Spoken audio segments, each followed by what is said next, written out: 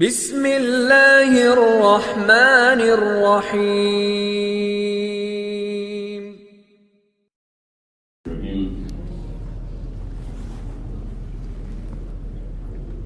الحمد للہ رب العالمین، الحمد للہ رب العالمین، والصلاة والسلام علی سید المرسلین وعلی آلہ واصحابہ اجمعین۔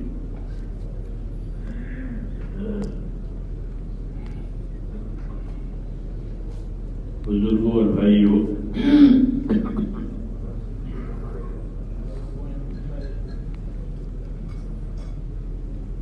اللہ کے احسانوں میں سے بڑا احسان یہ ہے کہ ہم کو اپنے دین کے کاموں میں لگایا، ہم کو اپنے دین کے کاموں میں لگایا، ہماری توجہات اس کام کی طرف اللہ نے پھیر دی۔ یہ بہت بڑا احسان ہے۔ جیسے انصار مدینہ سے فرمایا تھا کہ تم اللہ کے احسان کو یاد کرو جبکہ تم دشمن تھے ایک دوسرے کے،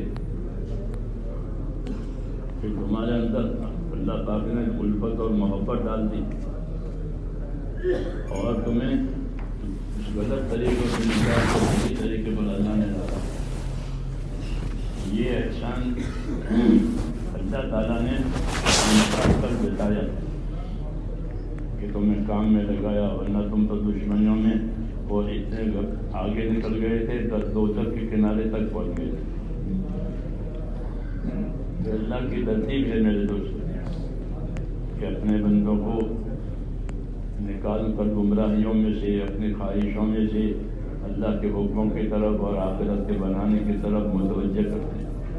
پھر جو قدر کرتا ہے اس کو آگے بڑھاتے ہیں، اس کو زیادہ دیتے ہیں اور ان کے دلوں میں ایک خاص طریقے کی احتیاط پیدا کر دیتے ہیں جس سے وہ اپنے آپ کو بچاتے رہتے ہیں۔ ہاں، اور قدر نہیں ہوتی، اس کی قدر نہیں ہوتی، کوئی دوسرا احساس ہوتا ہے تو پھر وہ نعمت چھینی جاتی ہے، اس کو محروم کیا جاتا ہے۔ عائشہ رضی اللہ عنہ فرماتی تھی کہ جب قریش نے حضور صلی اللہ علیہ وسلم کے کام کی ناقدری کی، حالانکہ ان کے لیے بڑا احسان تھا کہ ان کے خاندان کا نبی ہے، ان کی زبان میں قرآن اترتا ہے، ان کی زبان میں وحی آتی ہے، ان کو حرم میں اللہ نے آباد کیا ہے، امن کی جگہ پر ہے، ان کو عزت دی ہے۔ ان سب چیزوں کو بھولا کر کے آپ کی دشمنی میں لگ گیا یہ خاندان، اور کوئی نہیں، دشمنی۔ تو جب انہوں نے یہ راستہ اختیار کیا تو فرماتی تھی اللہ نے ان کو ہٹایا وہاں سے اور انصار مدینہ کو اپنے نبی کی نصرت کی۔ چنانچہ انصار کی ایک جماعت حضور صلی اللہ علیہ وسلم سے حج کے موقع پر ملی، انہیں معلوم نہیں تھا، اور مینا کی راتوں میں وہ جماعت حضور صلی اللہ علیہ وسلم سے ملی۔ کہاں کے لوگ ہیں؟ یثرب کے لوگ ہیں۔ مدینہ کا پرانا نام تھا یثرب، وہ ممنوع ہو گیا کہ یثرب کے لوگ ہیں۔ حضور صلی اللہ علیہ وسلم نے ان سے بات کی اور دعوت دی، اپنا مقصد سمجھایا تو وہ ان کی سمجھ میں آ گئے، اور انہوں نے اسی وقت ایک دوسرے سے کہا کہ ہم تو پہلے سے سنتے آئے تھے یہودیوں سے مدینہ میں کہ آخر زمانے کا نبی ہوگا، حرم سے ظاہر ہوگا، اور ہم لوگ یعنی یہود کہتے ہم ان کی پیروی کریں گے، ترقی کریں گے، تو وہ ترقی کرے اس سے پہلے ہم ترقی کریں۔ لہذا انہوں نے فیصلہ کر لیا ہم کو آپ کی بات ماننی ہے، آپ کے راستے پر رہنا ہے۔ تو فرماتی تھی کہ جب یہ قریش نے ناقدری کی تو اللہ نے قریش کو ہٹایا، وہ مخالفت میں ہی رہ گئے، مخالفت میں ہی ساری صلاحیتیں، ساری طاقتیں ان کی گئی۔ یہ بھی ایک طرح کا عذاب ہوتا ہے کہ بجائے نیک کاموں کی توفیق کے اس میں پڑ جائے، مخالفت میں پڑ جائے۔ تو دلوں میں ایک طرح کی آگ لگتی ہے اور وہ صلاحیتوں کو ختم کرتی ہے. یہ ان کو ان کے حصے میں آیا آخر تک. تو اللہ فرماتی تھی کہ اللہ تعالیٰ مدینہ سے ان لوگوں کو لیا اور انہوں نے حضور صلی اللہ علیہ وسلم کے ساتھ اپنا رابطہ کیا, اپنا تعلق قائم کیا اور وعدہ کیا. پھر اگلے سال آئے, پھر آئے, ان کا آنا رہا آپ صلی اللہ علیہ وسلم کے پاس. پھر انہوں نے حضور صلی اللہ علیہ وسلم سے درخواست کی کہ آپ کے آدمی ہمارے پاس آ کر ہم کو دین سکھائیں. حضور صلی اللہ علیہ وسلم مصعب بن عمر کو بھیجا. 1 سال وہ وہاں رہے اور ان کی تربیت ہوئی. تو فرماتی اس طرح انصار مدینہ کو اللہ تعالیٰ لایا اور ان سے کم کرایا. اور اللہ کی ترتیب ہے میرے دوست. وما يعلم جنود ربك الا هو, وما يعلم جنود ربك الا هو. کہ اللہ کے لشکر کو تو اللہ ہی جانتا ہے, کس سے کام لینا, کس کو ہٹانا, کس کو قریب کرنا, یہ اللہ کی اپنی ترتیب ہے. کس فوج سے کام لینا, ہاں تو کبھی مچھروں سے, کبھی ابابیلوں سے, کبھی غریبوں سے. ایک قدرت ہے اللہ تعالیٰ کے اپنا کام لینے کا. جی ہاں, اللہ بہت غنی اور بے نیاز ہے, اس کو کسی کی پرواہ نہیں ہے, کسی کی بھی پرواہ نہیں. وہ اپنی قدرت سے, اپنی حکمت سے سارے کام کرتے ہیں. اس لیے بندے کا کام ہے کہ اللہ کے ساتھ نیاز مندانہ اور عاجزانہ تعلق رکھے, اپنے آپ کو محتاج سمجھے, اس کی مدد کا, اس کی تائید کا. کہ اللہ کی مدد ہوگی, تائید ہوگی تو میرا کام چلے گا. میرے اندر کیا ہے؟ میرے اندر کچھ نہیں ہے. جو کچھ ہوگا وہ کس سے ہوگا؟ کہ اللہ سے ہوگا. تو اللہ تعالیٰ نے کرم فرما کر آپ حضرات کو اس کام میں آگے کر دیا, اس کی سمجھ عطا فرمائی. یہ ایک بڑی نعمت ہو گئی. اس نعمت کو امانت سمجھنا ہے, اپنی قابلیت نہیں سمجھنا. کیا سمجھنا ہے؟ ایک امانت اللہ نے ہم کو دے دی اور وہ ہماری قابلیت کی وجہ سے نہیں ملی ہے, بلکہ اللہ کے کرم سے ملی ہے. جی ہاں, جو کچھ ملتا ہے آدمی کو وہ اللہ کے کرم اور فضل سے ملتا ہے. اللہ اول ہے, اس سے پہلے کوئی نہیں ہے. سب سے پہلے اللہ کی طرف سے بات ہوگی. تو اس لیے کہتے ہیں بذکروا نعمت اللہ علیکم. انصار سے کہا کہ تم اللہ کے نعمت کو یاد کرو کہ تم دشمن تھے, پھر تم کو ہدایت ہو گئی, پھر تم نبی کی نصرت میں آئے. تو یہ اللہ کا احسان ہے. یہی معاملہ میرے دوستوں ہمارا بھی ہے کہ اللہ تعالیٰ نے ہم کو اس کام میں دین کی مدد میں لگایا اور توفیق دی, مال بھی دیا, سمجھ بھی دی, صلاحیت بھی دی, اور وہ مال اور صلاحیتیں وہ اللہ لگوا رہا ہے. تو یہ احسان ہے. کس کا احسان ہے؟ اللہ کا احسان. بعض لوگ آتے تھے حضور صلی اللہ علیہ وسلم کے کہ دیکھو ہم مسلمان ہو گئے, دیکھو ہم مسلمان ہو گئے. اللہ نے فرمایا کہ یہ اپنے اسلام کا احسان آپ پر جتاتے ہیں. اللہ نے ان پر احسان کیا ہے, ان کو اسلام کی توفیق دی ہے. یمنون علیک ان اسلموا, آپ پر احسان جتاتے ہیں وہ اسلام لائے. قل لا تمنوا علی اسلامکم, اپنے اسلام کا احسان مجھ پر مت جتاؤ, اللہ نے تم پر احسان کیا ہے کہ تم کو اسلام دیا ہے. تو یہی معاملہ ہے ہمارا کہ ہمارا کوئی احسان نہیں ہے, ہمارا کوئی احسان نہیں ہے. تو احسان کس کا ہے؟ احسان صرف اللہ کا ہے. پہلے سے ہی اللہ نے احسان جتایا ہے کہ لقد من اللہ علی المؤمنین اذ بعث فیہم رسولا. اللہ نے مومنوں پر احسان کیا ہے کہ ان کے لیے اپنا رسول بھیجا. تو یہ بڑا احسان ہوا ہے مومنوں کے حق میں. کیوں کہ مومنوں نے اس کو قبول کیا, غیروں نے اس کو قبول نہیں کیا, وہ محروم ہو گئے. ہمارے لیے رسول آیا اور پھر ہم کو رسول سے جوڑا. کے کام سے جوڑا، یہ بڑا احسان ہے. ہمارا احسان نہیں ہے بلکہ اللہ کا احسان. تو پہلے تو یہ سمجھنا ہے کہ ہم پر اللہ تعالیٰ نے احسان کیا ہے کہ ہم کو کیسے کیسے غلط زندگیوں میں سے کھینچ کر کے آیا اور چلا رہا ہے. حضور صلی اللہ علیہ وسلم دعا مانگتے تھے، اللہم یا مقلب القلوب ثبت قلبی علی دینک، اے دلوں کے پلٹنے والے میرے دل کو اپنے دین پر جما دے. تو ام سلمہ نے کہا کہ یہ دعا کیوں یا رسول اللہ؟ کیوں؟ فرمایا ام سلمہ دل پلٹ جاتے ہیں، دل پلٹ جاتے ہیں، اس لیے دل کے ثبات کی دعا ہے یہ، اللہم یا مقلب القلوب ثبت قلبی علی دینک. پہلے زمانے کے اکابر جو تھے وہ یہ دعا مانگتے تھے، ربنا لا تزغ قلوبنا بعد اذ ہدیتنا وہب لنا من لدنک رحمۃ انک انت الوہاب. قرآن پاک میں ان کی دعا ہے. جو پکے تھے راسخین، ان کو کہا تھا وہ پکے تھے، لیکن دعا یہ مانگتے تھے، ربنا لا تزغ قلوبنا بعد اذ ہدیتنا، اے مولا ہمارے دلوں کو مت پلٹنا. کوئی حرکت ایسی ہو گئی، کوئی بے ادبی ایسی ہو گئی کہ پھر دل پلٹ جائے گا. چلو ہٹو یہاں سے. جی ہاں، ربنا لا تزغ قلوبنا، یا اللہ ہمارے دلوں کو ٹیڑھا مت کرنا.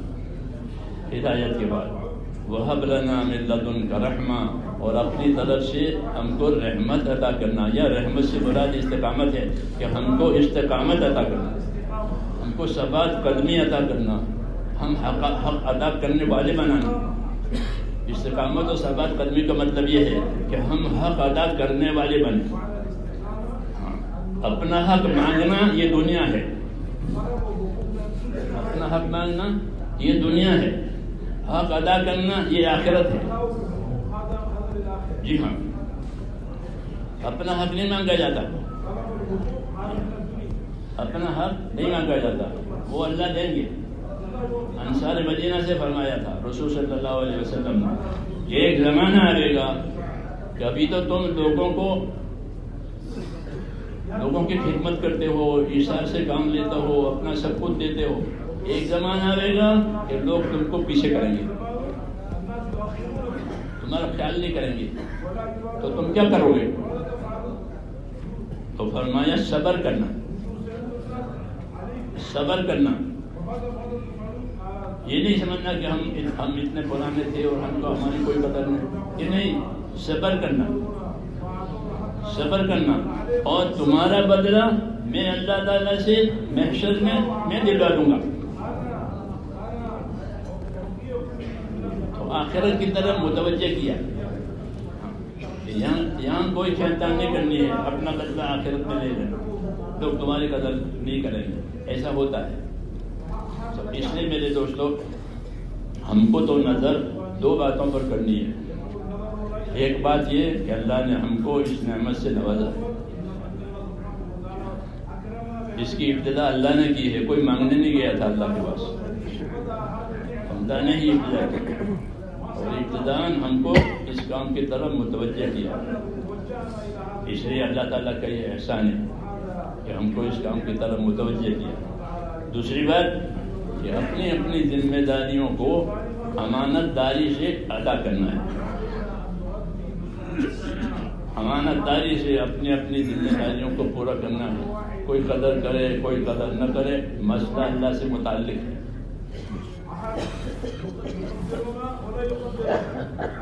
کہ ہم کو اللہ تعالیٰ نے یہ نعمت دی ہے، اس کے شکر میں ہم کام کریں، شاکر بن کر کے کام کریں. ہاں، ایک ہوتا ہے شاکر، ایک ہوتا ہے شاکی. شاکر جو ہوتا ہے وہ شکر کی کیفیت سے کام کرتا ہے کہ اللہ نے مجھے یہ موقع دیا ہے، تیرے حصے میں یہ کام آیا ہے، ہاں اللہ ہی نے پہلے سے میرے لیے لکھا تھا، یہ اللہ نے مجھے دیا ہے. تو یہ تو شکر گزاری کی کیفیت ہے. اور ایک شکایت کی کیفیت ہے، شکایت کی کیفیت ہے، یوں نہیں ہوا، یوں نہیں ہوا، یوں نہیں ہوا، کہ شکایت کسی سے کچھ نہیں ہے. ہماری شکایت اللہ سے ہے، ہم جو کہیں گے اللہ سے کہیں گے، کسی سے کوئی نہیں. صحابہ کرام رضی اللہ تعالیٰ عنہ یہ فرماتے تھے کہ ہم نے رسول اللہ صلی اللہ علیہ وسلم کے ہاتھ پر بیعت کی، قول قرار ہوا، بایانا رسول اللہ صلی اللہ علیہ وسلم علی السمع والطاعہ، ہم نے حضور صلی اللہ علیہ وسلم کے ہاتھ میں ہاتھ دے کر قول قرار کیا ہے کہ ہم آپ کی بات سنیں گے، آپ کی بات مانیں گے۔ کس حال میں؟ کہ ہر حال میں بات مانیں گے، فی العسر والیسر والمنشط والمکرہ وعلی اثرۃ علینا، 5 باتیں کہی کہ آپ کے ہاتھ میں ہاتھ دے کر یہ قول قرار کیا ہے کہ ہم آپ کی بات مانا کریں گے۔ کہ کس حال میں مانو گے؟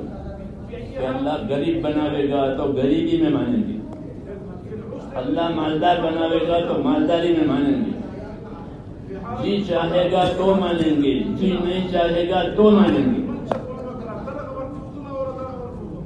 اور پانچویں بات یہ کہ وعلی اثرۃ علینا، کوئی ہم کو پوچھے تو بھی، کوئی ہم کو نہ پوچھے تو بھی ہم تو اپنا کام کریں گے۔ ہم کو نہیں پوچھا، ہم کو نہیں بلایا کہ یہ نہیں، ہمیں تو اللہ کا کام کرنا ہے، اس لیے یہ بتایا کہ بایانا رسول اللہ صلی اللہ علیہ وسلم علی السمع والطاعہ فی العسر والیسر والمنشط والمکرہ وعلی اثرۃ علینا، کہ ہم آپ کی بات مانیں گے، اللہ غریب بناوے تو غریبی میں کام کریں گے، اللہ مالدار بناوے تو مالداری میں کام کریں گے۔ کسی کام کا حکم ہوا، کسی کام کا طے ہوا، اس میں جی نہیں چاہ رہا کہ جی نہیں چاہے گا تو بھی کریں گے، کوئی کام ایسا ہے جس میں جی بھی چاہ رہا تھا تو بھی کریں گے۔ مسئلہ جی کی چاہت پر موقوف نہیں ہے، ہمارا جی چاہے تو بھی کریں گے، ہمارا جی نہیں چاہے تو بھی کریں گے۔ اور پانچویں بات، کوئی ہم کو پوچھے تو بھی کریں گے، کوئی ہم کو نہ پوچھے تو بھی کریں گے، لوگ ہم کو آگے کریں تو بھی پوچھیں گے تو بھی کام کریں گے، کوئی ہم کو آگے نہ کرے پیچھے کرے یہ تو بھی کریں گے۔ یہ کام کرنے کا ان کا اسلوب ہے کہ مکمل اطاعت، کہ اطاعت جو ہے وہی جنت کا دروازہ ہے، اطاعت کے بغیر جنت نہیں ہوگی۔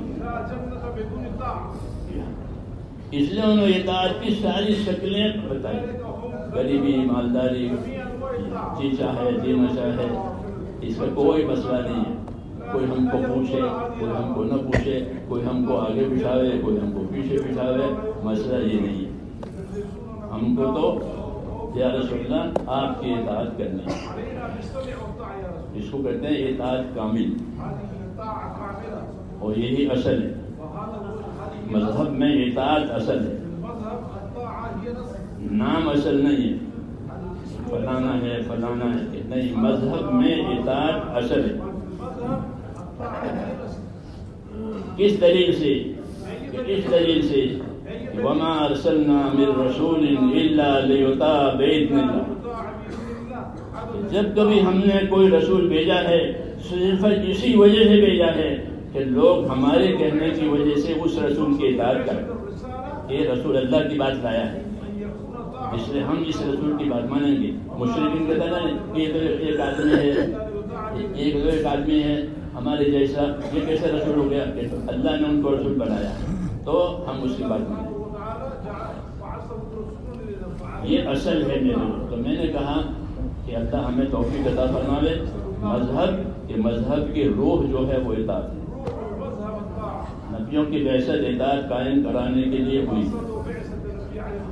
کہ کوئی تقاضا نہیں، کوئی شکایت نہیں، صرف اللہ اور رسول کی بات ماننی، تب اللہ تعالیٰ اطاعت کی وجہ سے ان کو اوپر رہیں گے۔ حضرت علی فرماتے تھے اپنے آدمیوں سے، دیکھو اطاعت نہیں کرو گے تو یہود نصارہ تمہارے اوپر مسلط ہو جائیں گے.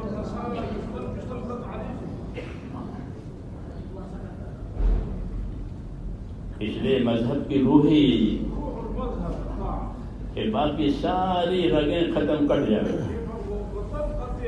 کوئی رگ نہیں، کیونکہ جانور کی جب تک رگ نہیں کٹے گی وہ ہاتھ پاؤں پھینکے گا، اور جب اس کی رگیں کٹ گئی تو وہ ٹھنڈا ہو جائے گا، وہ حلال ہو گیا، پاک ہو گیا. اس طرح جتنی رگیں ہیں اندر وہ کٹنی چاہیے. صحابہ حیات صحابہ میں یہ سبق ہے کہ کوئی رگ نہیں، نہ کوئی میرا تقاضا ہے، نہ کوئی میرا نام ہے، نہ میرا کارنامہ ہے، نہ میرا مقام ہے، کوئی رگ نہیں. وہ سب رگ کٹ گئی. اس کو جاہلیت کی رگیں بتایا، اوروں کو جاہلیہ، جاہلیت کی رگیں، مال کی رگ، ملک کی رگ، عہدے کی رگ، خاندان کی رگ، قوم کی رگ، زبان کی رگ، رنگ کی رگ، یہ سب اوروں کے جاہلیہ ہیں. یہ ہمارا ہم زبان ہے، ہمارا ہم رنگ ہے، ہمارے علاقے کا ہے، ہمارے قوم کا ہے، یہ کچھ نہیں، یہ کچھ نہیں. بلکہ کیا ہے کہ ایک اللہ ہے، اس کے ہم بندے. جامع منورہ میں حضور صلی اللہ علیہ وسلم نے یہ بات چلائی کہ کونوا عباد اللہ اخوانا، اللہ کے تو بندے رہو اور آپس کے بھائی رہو. بس کون کہاں کا ہے کہ کچھ نہیں، سب اللہ کے بندے ہیں، سب اللہ کے بندے ہیں، سب آدم کے اولاد ہونے کی وجہ سے بھائی ہیں. اللہ کے ہاں کسی کا درجہ ہوگا تو وہ اس کا تقوی اور پرہیزگاری کی وجہ سے ہوگا. جتنا جس کا تقوی، جتنا جس کا پرہیزگاری، جتنی اس کی احتیاط اللہ تعالیٰ کے حکموں کی، اس کے حقوق کی پابندی میں جتنی اس کی احتیاط، اتنا ہی اس کا اللہ کے ہاں درجہ ہے. کیونکہ تقوی احتیاط پیدا کراتا ہے مزاج میں، کہ وہ شکر کر کے اپنی زندگی گزارتا ہے کہ کوئی قدم ادھر ادھر نہ ہو جائے، محتاط. وہ یہی اصل ہے. دعوت کی محنت کی برکتوں میں سے ایک برکت یہ بھی ہے کہ جب یہ گڑے اترتی ہے تو آدمی محتاط بن جاتا ہے، شکرتا رہتا ہے، دبتا رہتا ہے، پیستا رہتا ہے. یہ اس کا ایک مزاج ہے. عبدیت کی شان پیدا ہوتی ہے، بندہ بن کر کے چلتا ہے کہ ہاں کہ یہ ہضم ہوئی ہے بات، میں اللہ کا بندہ ہوں، مجھے وہ جو کرنا ہے جو اللہ کرے، مجھے وہ کرنا ہے جو رسول کرے. اللہ کا حق ہے کہ اس کی عبادت کی جائے، رسول کا حق ہے کہ اس کی اتباع کی جائے، امت کا حق ہے کہ امت کے ساتھ ہمدردی کی جائے. یہ حقوق ہیں. یہ کیا ہیں کہ یہ حقوق ہیں، اللہ کا حق ہے. کیا حق ہے؟ کہ اسی کی عبادت کی جائے، کسی کی عبادت نہیں کی جائے. وہ وحدہ لا شریک ہے، اسی کی عبادت کی جائے. یہ اللہ کا تنہا اپنا حق ہے. رسول کا کیا حق ہے کہ رسول کا حق یہ ہے کہ اس کی اتباع کی جائے. زندگی کے تمام حالتوں میں آپ کا اتباع ہوگا، آپ کی سنت، آپ کی شریعت، اس کے ہم پابند ہیں. یہ رسول کا حق ہے. امام غزالی رحمۃ اللہ علیہ نے فرمایا کہ ایمان بھی لائیں اور رسول کی سنت پر عمل نہ کریں، یہ پوشیدہ کفر ہے. یہ پوشیدہ کفر ہے کہ رسول کو رسول بھی مانے اور ان کی شریعت سنت پر نہ چلے.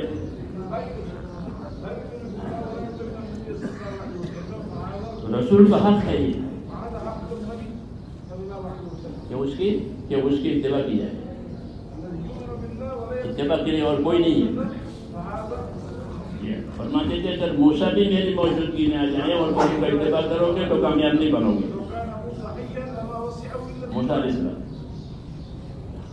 وہ بھی میرے زمانے میں اگر ہو جائیں، آ جائیں اور تم ان کی بات مانو تو تم کامیاب نہیں بنو گے. کیوں کہ اتباع یہ صرف رسول صلی اللہ علیہ وسلم کا حق ہے. کہ آپ کا اتباع کیا جائے، آپ کی سنت، آپ کی شریعت، آپ کی معاشرت. تو یہ اتباع رسول کا حق ہے. امت کا کیا حق ہے؟ امت کا کیا حق ہے؟ کہ امت کا حق یہ ہے کہ امت کے ساتھ خیر خواہی کی جائے. ہر نبی نے کہا کہ میں تمہارے لیے خیر خواہ ہوں، وانا لکم ناصح امین.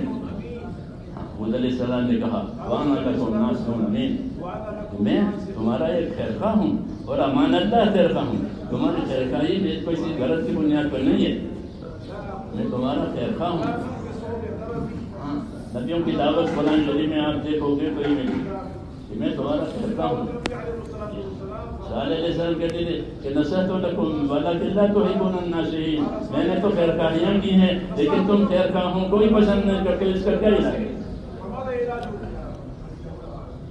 تو امت کا یہ حق ہے میرے دوستو کہ ہم امت کے ساتھ خیر خواہی کا معاملہ کریں، کہ ان کی بھلائی کس میں ہے، ہاں ان کی ترقی کس میں ہے. ان کے مالوں سے، ان کی جانوں سے، ان کی چیزوں سے ہمارا کوئی تعلق نہیں.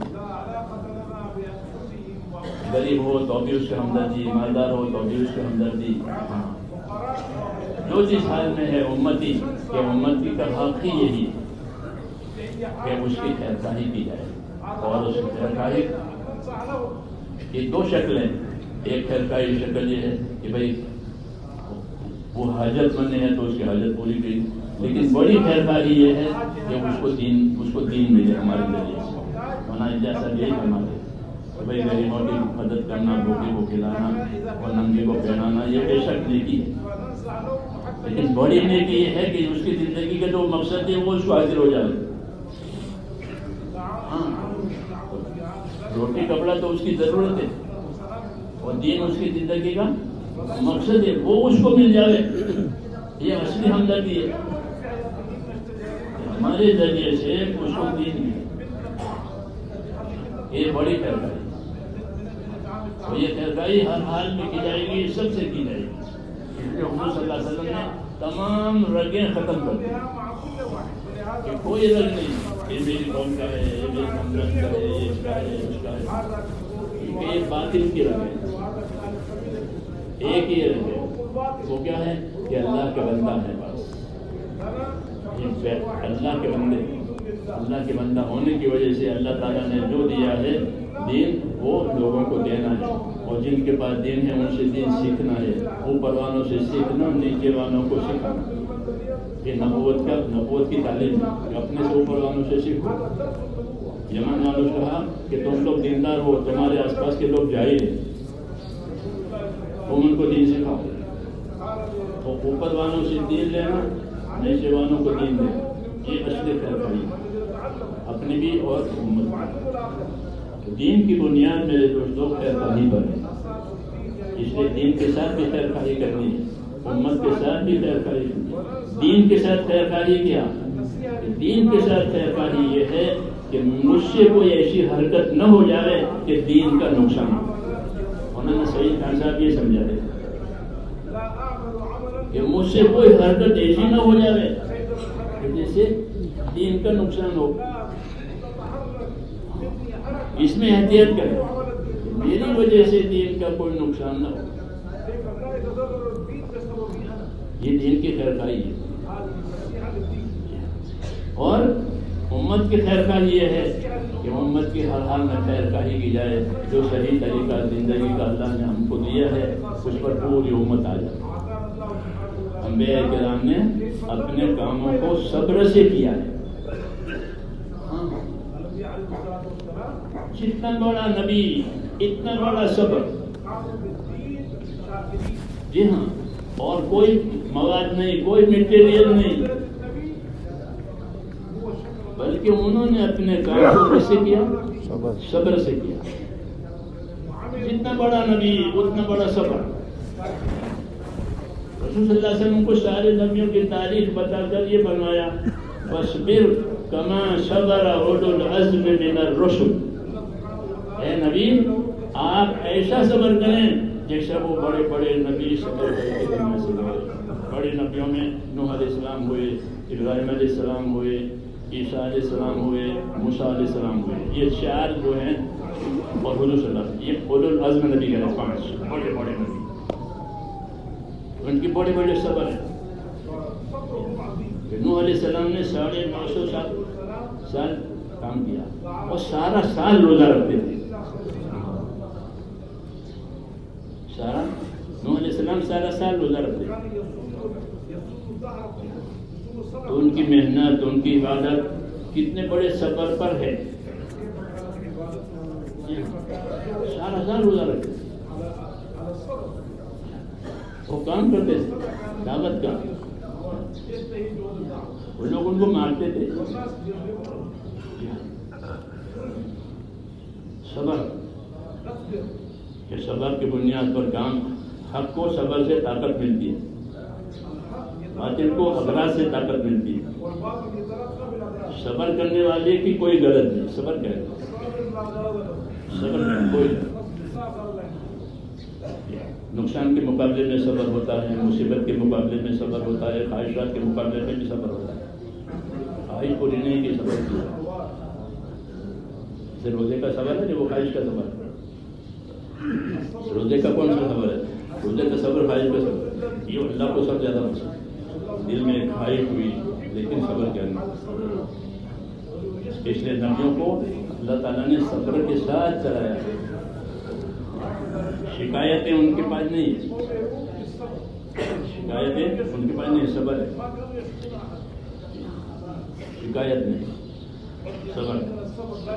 ہاں, اللہ نے کوئی نعمت دی تو اس کا شکر ضرور کیا. اللہ تعالیٰ نے کوئی نعمت دی. اس لیے میرے دوستوں, یہ کام پہلے ہماری تربیت کا ہے. اس کام کے ذریعے اللہ تعالیٰ ہماری تربیت کرے, تربیت کرے کہ ہم اللہ تعالیٰ کے حکم پر راضی رہنے والے ہو جاتے. کام کو امانت سمجھنا ہے. کیا سمجھنا ہے؟ ہاں, کیونکہ حق کو امانت دار آدمی ہی سنبھالے گا. حق کی حفاظت کون کرے گا؟ امانت دار. رسول صلی اللہ علیہ وسلم کی سب سے پہلے صفت امانت کی ظاہر ہوئی ہے کہ لوگوں نے آپ کو 40 برس تک امانت دار دیکھا اپنے ماحول میں. یہ آدمی امانت دار ہے, یہ آدمی سچا ہے. تو آپ کی سچائی, آپ کی امانت داری کتنے مدت؟ 40 سال.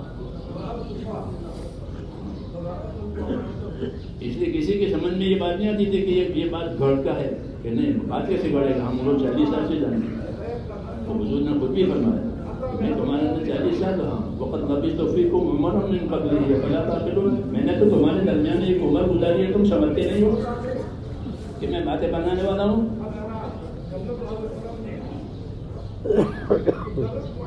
40 سال حضور صلی اللہ علیہ وسلم کی زندگی امانت کے ساتھ. اور یہی بنیاد ہے کہ حق کو وہ لوگ سنبھالیں گے جو اندر سے امانت دار ہوں گے.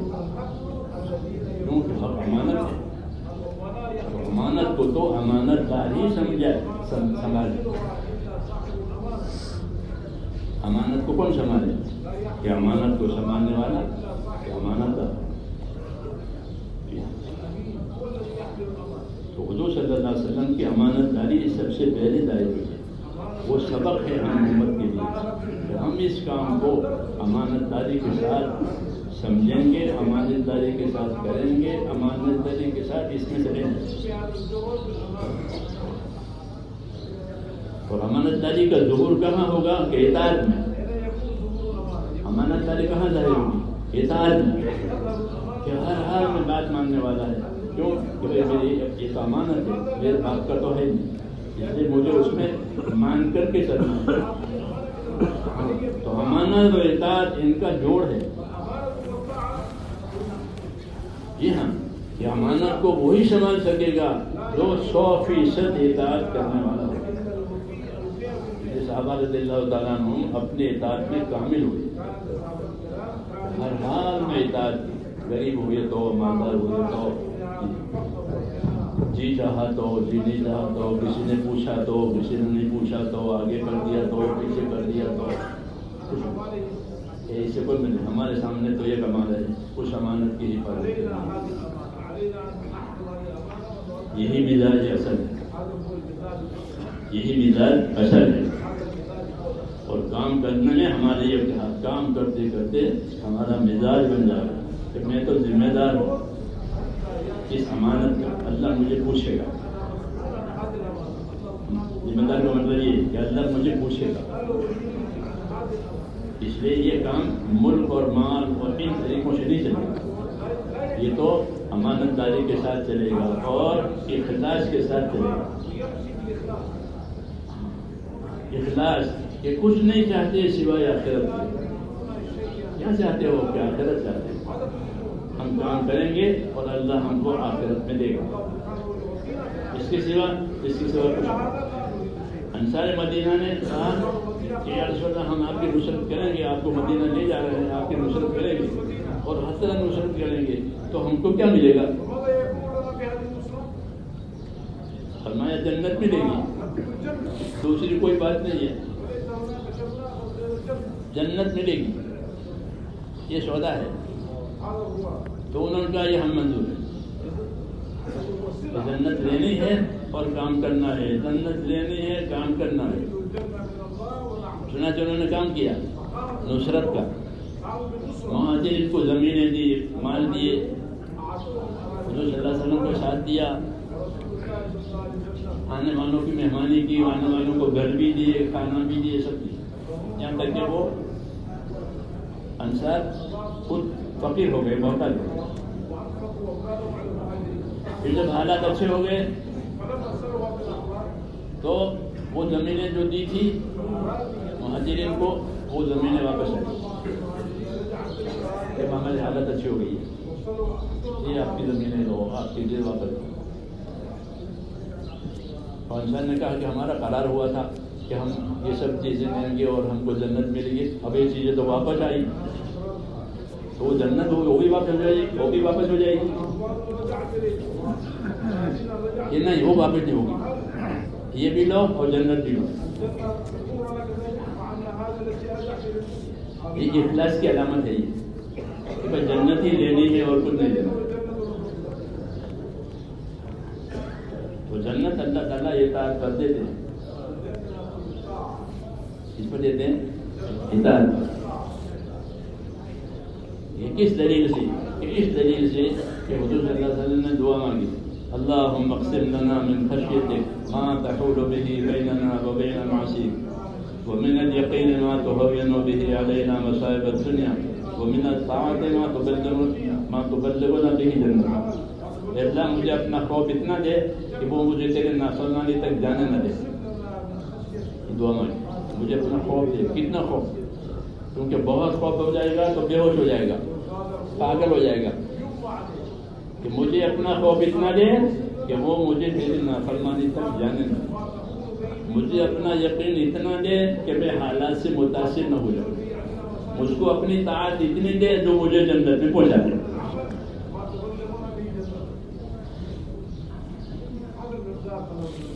تو طاعت کی اتنی مقدار کہ جو کہاں لے جاوے، اتنی مقدار کہ مجھ کو اپنی طاعت کی اتنی مقدار دے کہ جو مجھے جنت میں لے جائے. کیونکہ جنت میں لے جانے کے لیے سوائے اطاعت کے کوئی دوسرا راستہ نہیں ہے.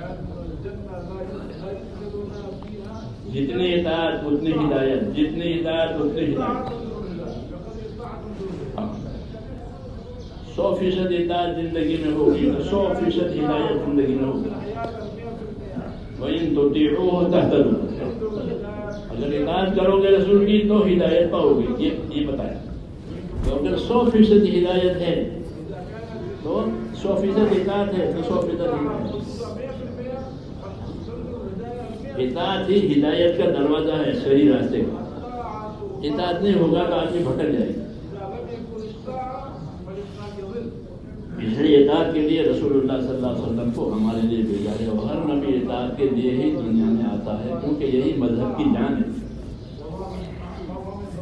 یہی مذہب کی جان ہے. اطاعت نہیں ہوئی پھر نفسانیت آئے گی، پھر نفسانیت آئے گی. جی ہاں، تو نفسانیت کے بعد تو گمراہی ہے. نفس کی ساری لائنیں گمراہی پر جانے کے لیے.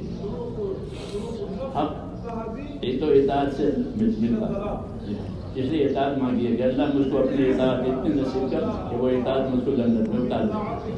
جیسے مسافر کا ٹکٹ اتنا ہوتا ہے کہ وہ اس کو اپنے اسٹیشن پر اور ٹھکانے پر اتارے. اتنا ٹکٹ ہوتا ہے مسافر کے پاس، نہیں تو کیسے اترے گا اپنی جگہ. تو مجھے اپنی اطاعت اتنی دے کہ میں جنت میں اتر جاؤں. اس لیے مذہب کی روح ہے میرے دوست اطاعت. ہاں، اسی کی مشق ہے، اسی کی محنت ہے، اسی کی مجاہدہ ہے کہ اپنے آپ کو حکموں کے تابع کرو، حکموں کے تابع کرو. اللہ کا حکم، رسول کا حکم اور اولو الامر کا حکم، کہ مشورے والوں کا حکم. مشورے والے حکم نہیں دیں گے، مشورے والے مشورہ کریں گے.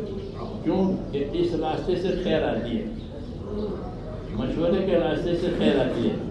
ہاں، کہ وہ بھی اطاعت کا ایک جز ہے، اطاعت کا ایک طریقہ ہے.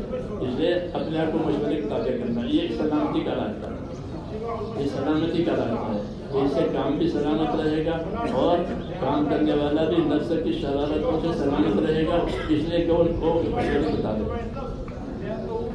مشورے والے اپنا مشورہ امانت داری کریں گے. کام کی بھی خیر خواہی، امت کی بھی خیر خواہی. یہ ہمارے کام کا طریقہ ہے. اللہ تعالیٰ ہمیں اس پر چلنے کی توفیق عطا فرمائے. دوسری بات یہ ہے کہ اللہ تعالیٰ سے اچھا گمان رکھنے کی ہدایت ہے. رسول صلی اللہ علیہ وسلم آپ صحابہ سے فرماتے تھے اللہ تعالیٰ سے اچھا گمان رکھو.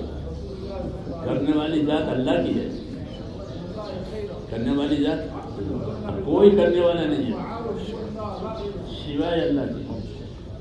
حضور صلی اللہ علیہ وسلم نے حنین کے میدان میں مٹی اٹھا کر کے دشمنوں پر ڈالی، وہ 4000 دشمنوں کی آنکھوں میں گری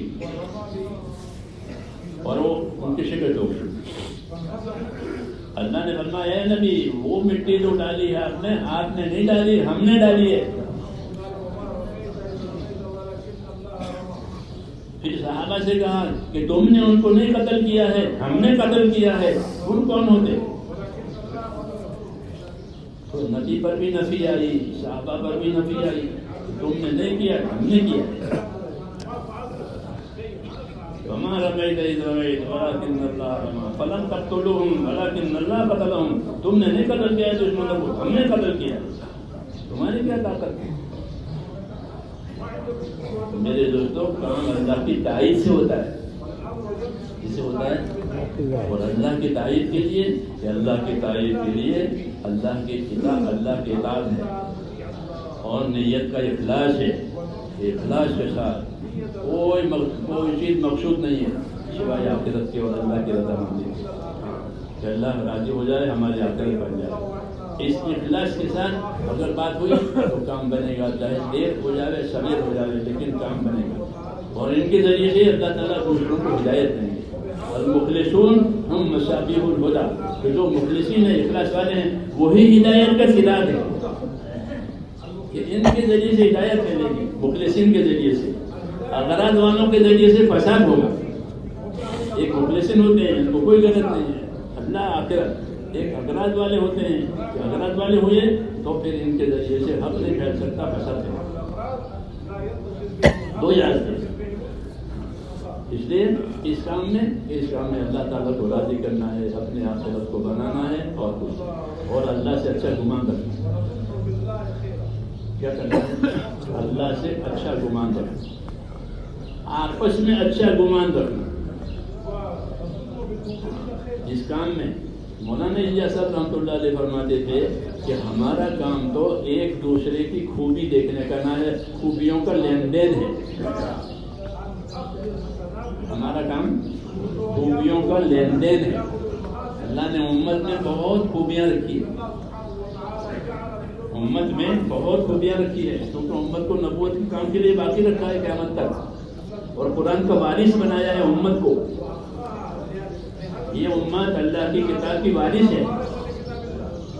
جی ہاں، ان پر کتاب چھوڑی گئی ہے. اس لیے اس امت میں بہت صلاحیت ہے. اگر سے اس امت میں گنہگار بھی ہوں گے, پرہیزگار بھی ہوں گے, اور 20 والے بھی ہوں گے. 3 درجے بتائے امت کی کہ ہم نے اس امت کو قرآن کا وارث بنایا ہے. اس امت میں ظالم بھی ہے, یعنی قرآن کا عمل نہیں کرتے, گناہ کرتے, اور 20 کے بھی ہیں. کچھ غلطی بھی ہو جاتی ہے, کچھ کام بھی کر لیتے ہیں.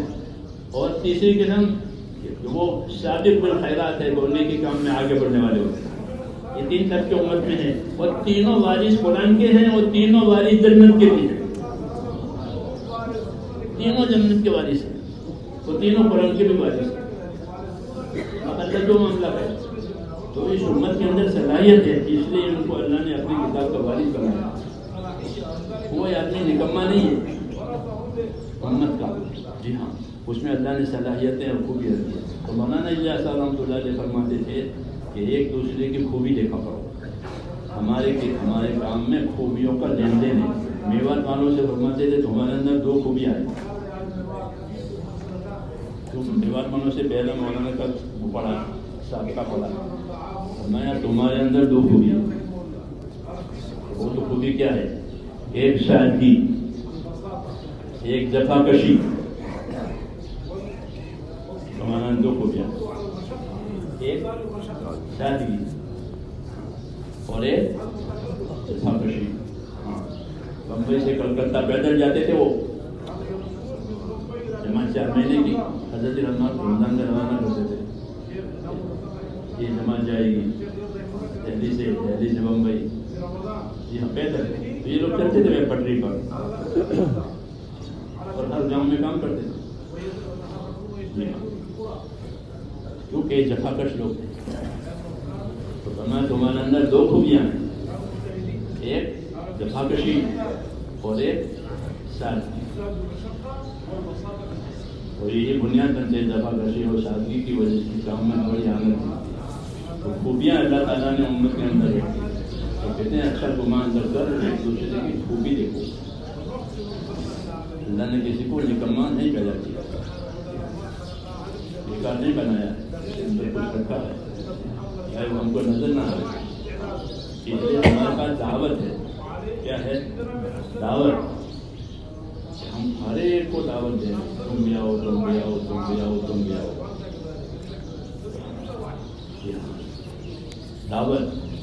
دعوت کے ذریعے صلاحیتوں کو حق پر جمع کیا جاتا ہے. صلاحیتوں کو حق پر جمع کیا جاتا ہے. ہر ایک کی صلاحیت الگ الگ ہے. صحابہ کرام میں بھی صلاحیتیں الگ الگ ہیں. ان کی زندگی پڑھیں گے آپ تو ابو ہریرہ کے بارے میں کبھی نہیں ملے گا کہ انہوں نے تلوار چلائی ہو. ملتا ہے نہیں, وہ میدانی آدمی نہیں ہے. میدانی آدمی دوسرے ہیں, لیکن ان کے پاس حدیث کا بڑا ذخیرہ ہے, علم کا بڑا ذخیرہ ان کے پاس ہے. وہ علمی لائن کے آدمی ہیں. جمعہ کے دن کھڑے ہو جاتے تھے, ابھی خطیب آئے نہیں ہیں تو سناتے تھے نبی کریم صلی اللہ علیہ وسلم یہ فرمایا, نبی کریم یہ فرمایا, نبی کریم یہ فرمایا. جب تک خطیب نہ آئے ان کی حدیثیں چلتی رہتی تھی. جیسے خالی دن ان کی تلواریں چلتی رہتی تھی, وہاں ان کی حدیثیں چلتی رہتی تھی. تو میرے دوستوں, امت میں اللہ نے صلاحیتیں رکھی ہیں. ان صلاحیتوں سے فائدہ اٹھانے کا راستہ دعوت میں یہ ہے کہ ہمارا گمان ہر ایک کے ساتھ اچھا ہو. جب گمان اچھا ہوگا تو اس کی صلاحیت نظر آئے گی, اور اس کے ساتھ بدگمانی ہوگی تو اس کی صلاحیت نظر نہیں آئے گی. وہ آپ کی نظروں میں, میری نظروں میں حقیر ہو گیا. جی ہاں, جب وہ حقیر ہو گیا تو اسے کیا فائدہ اٹھاؤ گے؟ شمائل میں یہ بات لکھی ہے حضور صلی اللہ علیہ وسلم کے شمائل, کہ آپ صلی اللہ علیہ وسلم جس کو بھی دعوت دیتے تھے اس کو حقیر نہیں سمجھتے تھے. یہ جانے دو. کیسا نام میں ایک آدمی آیا, اس کو اسلام کی دعوت دی تو وہ تیار نہیں ہوا. حضور صلی اللہ علیہ وسلم نے پھر سمجھایا, پھر تیار نہیں ہوا, پھر سمجھایا, پھر تیار نہیں ہوا. کتنی دفعہ سمجھا. حضرت عمر نے عرض کیا, یا رسول اللہ مجھے اجازت دے دو, میں اسی گردن اڑاؤں. یہ مان نہیں رہا، لیکن وہ حضور حضرت عمر کی طرف توجہ نہیں کر رہے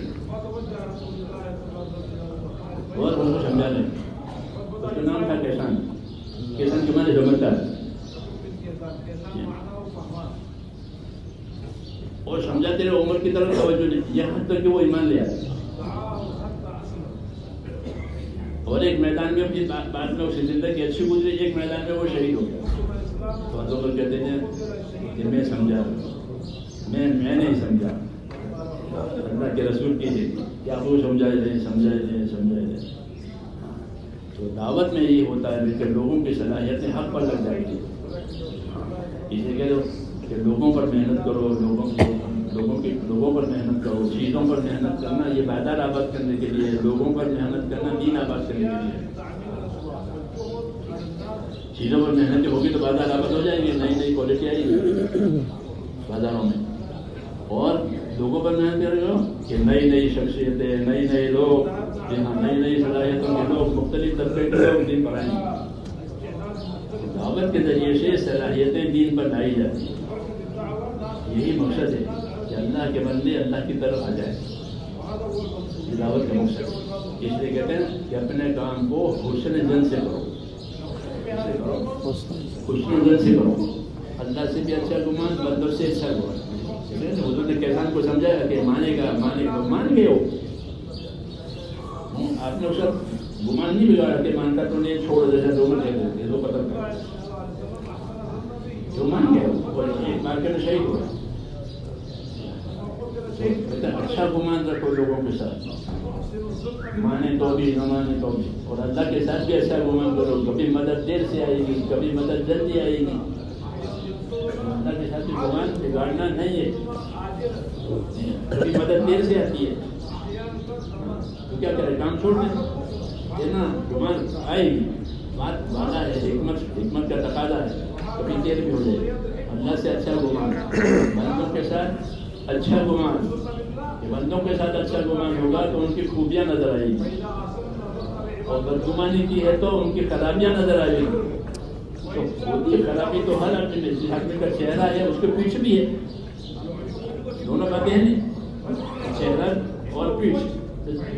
جو کچھ خوبی نظر آئے گی وہ تو چہرے سے نظر آئے گی. پیچھے میں کیا رکھا ہے، پیچھے میں کیا رکھا ہے. اس لیے کہتے ہیں خوبی کو دیکھو. تو حسن زن بنانا ہے تاکہ دین میں ترقی ہو. حسن زن نہیں ہوگا تو بدگمانیوں سے، پھر بدگمانی کا سب سے بڑا اثر یہ ہے کہ جب آدمی میں بدگمانی پیدا ہوگی تو وہ تعامل نہیں کرے گا کہ میں نہیں جانتا ہی. یہ ہوتا ہے کہ ہم نہیں جانتے ہی جانتے. کیا بات ہو گئی کہ اس کو بدگمانی ہو گئی. تو بدگمانی کا پہلا اثر یہ ہوتا ہے کہ اس کی زندگی جو تعاون ہو رہا تھا وہ تعاون کٹ جائے گا. حالانکہ حق جو ہے وہ تعاون سے پھیلتا ہے، باطل تعصب سے پھیلتا ہے.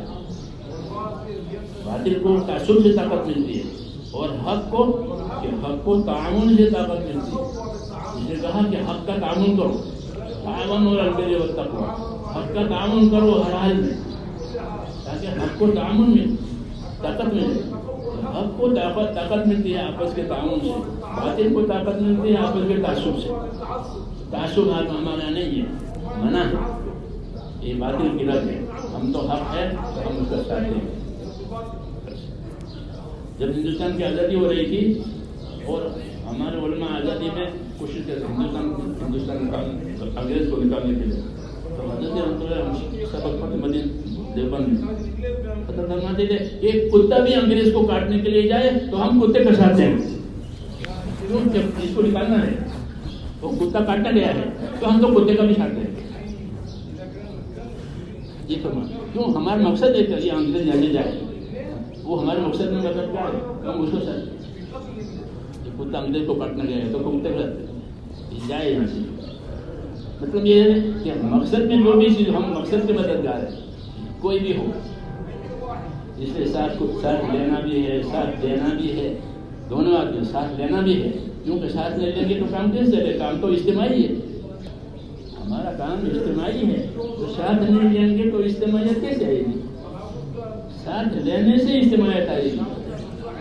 حضرت ابو بکر خلیفہ ہوئے تو بہت لوگوں نے مسجد نبوی میں ہی میں آپ کی خلافت میں آپ کے حق پر بیعت کری. بعض لوگوں کو اشکال تھا, ہوتا ہے تو حضرت ابو بکر حالانکہ وہ خلیفہ ہو گئے اور خلیفہ برحق, حضور صلی اللہ علیہ وسلم نے ان کو اپنے مسلح پر کھڑا کیا تھا بیماری میں. یہ دلیل تھی کہ میرے بعد کام یہ سنبھالے گا.